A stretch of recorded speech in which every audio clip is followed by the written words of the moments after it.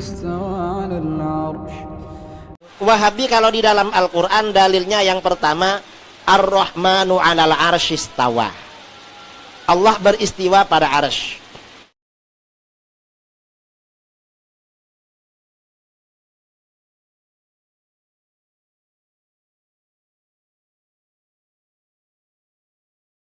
Kalau Ahlus Sunnah beriktikad Allah tidak memerlukan tempat. Kalau Mujassimah beriktikad Allah tinggal di arsy.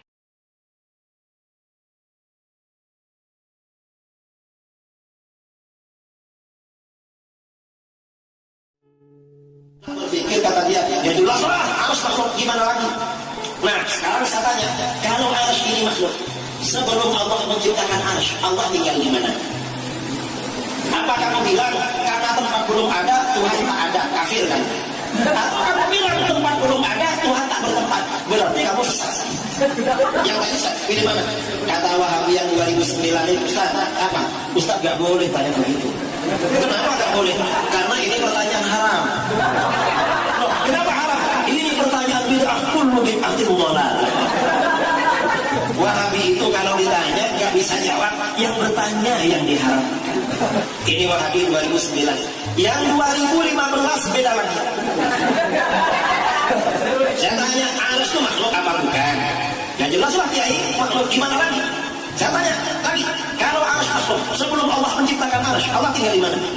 Setelah lama ditunggu-tunggu kata dia, ya suka-suka Allah lah mau di mana? Artinya apa? Dalam pikiran mereka, Tuhan itu seakan-akan benda kecil ada di ruangan besar. Itu kan sifatnya makhluk, bukan sifatnya khaliq. Katanya Allahu Akbar, maha besar kok kecil. Ini Wahabi yang 2015. Yang 2019 beda lagi. Ada Wahabi dari Jakarta tentang arsy. Kita tanya, Ustaz, arsy itu makhluk apa bukan? Kata dia, wallahu a'lam. Dia gak tahu kalau arsy itu makhluk.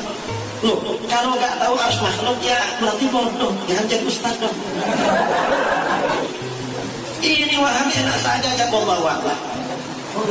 Ini coba cari di YouTube ada yang 2019. Wahabi 2019. Mungkin nanti yang 2020 beda lagi. Nah, Wahabi ini apa namanya? Labil, akidahnya dari masa ke masa selalu. Tentang Wahabi bukan kerana dia sebab fiqh ni, bukan sebab tak kunut ni, sebab dia orang kata Allah tu sama macam makhluk. Siapa kata? Siapa yang kata Allah macam makhluk? Kalau dia kata Allah macam makhluk, kafir dia. Wahabi tak pernah cakap, orang yang dituduh Wahabi tak pernah cakap Allah macam makhluk. Cuma kita kena tahu, ahli sunnah ni luas. Ahli sunnah ni ada aliran-aliran yang tertentu. Ada aliran yang pegang macam mana yang Tuhan sebut dalam Quran, macam mana yang Nabi sebut dalam hadis. Dia orang tak takwil, dia orang serahkan maknanya kepada Allah, tapi dia orang isbatkan makna tu. Dia orang kata Allah macam tu, macam mana yang Allah sebut dalam Quran, macam itulah kami sebut. Tapi Allah tak sama dengan makhluk. Adakah dia kafir? Dengan dia tetapkan apa yang Allah Ta'ala sebut dalam Quran, adakah dia kafir? Takkan dia kafir ikut Quran? Takkan Quran boleh menyebabkan orang jadi kafir? Ada orang dia takwil. Sebab tu saya dengar seorang ustaz ceramah. Ustaz ni dia pegawai juga lah, dia buat mufti. Dia bagi ceramah, saya dengar. Dia kata, tuan-tuan, siapa yang pegang kepada zahir ayat-ayat sifat ni boleh membawa kepada kufur. Saya bangun, saya tanya. Saya kata, ustaz, sila nyatakan pendirian. Ada ulama-ulama kita yang pegang zahir, seperti Ibn Rajab Al-Hambali, seperti Ibn Qudamah Al-Maqdisi. Ni ulama-ulama mazhab Hambali yang memang Hambali terkenal, ulama yang pegang dengan zahir, tetapi tidak menyamakan Allah dengan makhluk.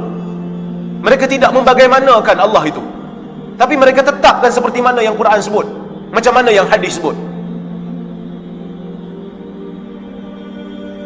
Maka adakah dia kafir? Ibn Rajab tetapkan macam mana yang Allah Ta'ala sebut. Ibn Qudamah tetapkan macam mana Allah Ta'ala sebut.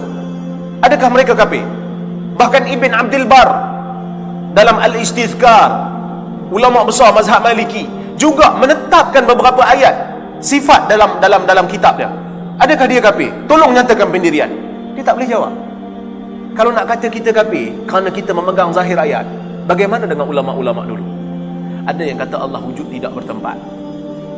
Dari sudut makna betul, memang Allah Ta'ala tak perlu tempat. Allah lebih besar daripada tempat. Tempat tu Allah Ta'ala yang cipta. Tapi ada dalil yang kata Allah di langit. Tapi bila orang mengisbatkan Allah di langit, bukan makna dia nak menempatkan Allah. Bukan nak kata Allah, langit lagi besar pada Allah, Allah memenuhi ruang langit tau. Bukan. Tapi dia sebut macam mana yang Quran sebut. Tuan tengok dalam surah Ghafir. Fir'aun suruh, Ya Haman ibni li sarhan la'alli ablughul asbab as-samawat fa'attali'a ila ilahi Musa. Betul ayat tu kan? Wahai Haman, benakan tangga nak pergi langit, aku nak panjat langit, aku nak tengok Tuhan Musa.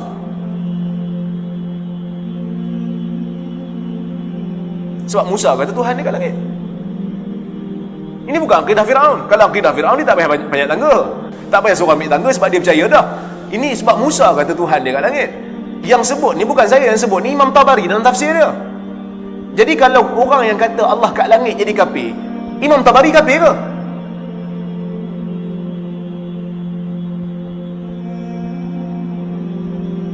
Orang yang kata Allah di langit, dia bukan kata Allah Ta'ala bertempat. Dia tak kata, tapi dia kata macam mana Tuhan kata.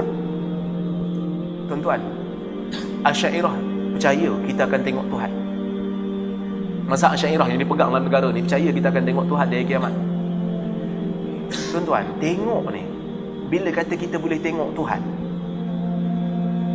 bukankah bila tengok tu makna Tuhan mesti berada di satu tempat baru kita boleh tengok? Mesti ada arah. Sedangkan Tuhan tak ada arah. Tuhan tidak bertempat. Tapi macam mana dia boleh percaya kita boleh tengok Tuhan dalam keadaan dia kata, kita tengok Tuhan dengan cara dia lah. Kita tengok Tuhan tanpa tempat. Boleh pula. Sebab tadi bila kita kata Tuhan bila di langit tapi bukan bertempat, tak boleh macam tu. Mana boleh, akal tak boleh faham. Tapi yang ni dia boleh faham lah. Bila kata tengok, kan Mu'tazilah dia tolak, dia guna akal, dia kata tak boleh. Mana boleh tengok Tuhan? Bila tu tengok mesti ada arah. Dan bila tengok mesti benda yang ditengok berada di satu tempat. Mesti jarak sesuai, mesti ada cahaya baru boleh tengok. Tapi dia kata, kita tengok cara Tuhan lah. Tengok Tuhan, cara Tuhan lain lah. Tuhan tak mesti berada di satu tempat, kerana Tuhan, Maha Suci Tuhan daripada mengambil sifat tempat. Yang tu boleh pula dia percaya. Macam tu lah Salafi faham. Macam tu lah orang Hanabilah faham, orang mazhab Hanbali faham. Dia kata kami sebut macam mana Tuhan sebut, tapi kami tak tahu macam mana. Nanti tanya Tuhan. Jadi kita belajar akidah, tuan-tuan. Kita bukan nak bergaduh, kita belajar akidah, kita nak beriman. Ada orang dengan Asy'ariyahnya, ada orang dengan Salafiyahnya, masing-masing ahli sunnah. Kalau orang tanya kita, kita jawab pandangan yang kita rasa tepat. Tapi kita tak sekali-kali menyamakan Allah dengan makhluk. Hasya lillah, mengambil sifat makhluk. Bukan Allah yang bersifat dengan sifat makhluk. Allah tidak bersifat dengan sifat makhluk. Tak ada orang yang sebut Allah macam makhluk. Tak ada. Kalau ada, dia kafir.